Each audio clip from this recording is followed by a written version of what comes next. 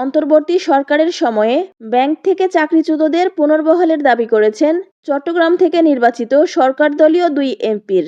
এর মধ্যে চট্টগ্রাম 12 পটিয়া আসনের মোহাম্মদ এনামুল হক বলেছেন, পটিয়াসহ চট্টগ্রাম অঞ্চলে 10,000-এর উপরে ছেলেমেয়েকে ব্যাংক থেকে চাকরিচ্যুত করা হয়েছে। তাদের চাকরিতে পুনর্বহাল করা দরকার।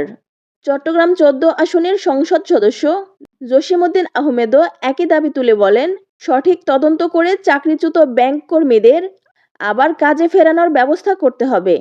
সোমবার 20 এপ্রিল জাতীয় সংসদে রাষ্ট্রপতির ভাষণের ওপর আলোচনার অংশ হিসেবে তারা এসব কথা বলেন। মোহাম্মদ এনামুল হক বলেন, আমাদের পটিয়া সহ চট্টগ্রামের 10,000-এর উপরে ছেলেমেয়েকে অন্তর্বর্তী সরকারের সময় ব্যাংক থেকে চাকরিচ্যুত করা হয়েছে। আমি এখানে আপনার মাধ্যমে আবেদন জানাই, যাদেরকে চাকরিচ্যুত করা হয়েছে তাদেরকে চাকরিতে পুনরায় বহাল করার জন্য। জসিমউদ্দিন আহমেদ বলেন, ব্যাংকার ভাইদের অন্তর্বর্তী সরকারের সময় চাকরিচ্যুত করা হয়েছে, তাদের বেহাল অবস্থা।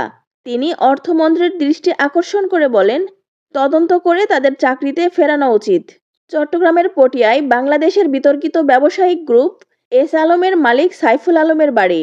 অভিযোগ রয়েছে, আওয়ামী লীগের সময়ে ইসলামী ব্যাংক সহ কয়েকটি ব্যাংক শিল্পগোষ্ঠীটি নিয়ন্ত্রণে নেয়। পরে ওই এলাকার মানুষদের চাকরি দেয় এসব ব্যাংকে।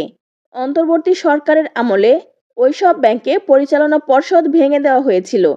সে সময় অনেকেই চাকরিচ্যুত হন, যাদের অধিকাংশের বাড়ি চট্টগ্রামের পটিয়ায়। রোজিনা সুলতানা রোজি, নিউজ এক্সপ্রেস, ঢাকা।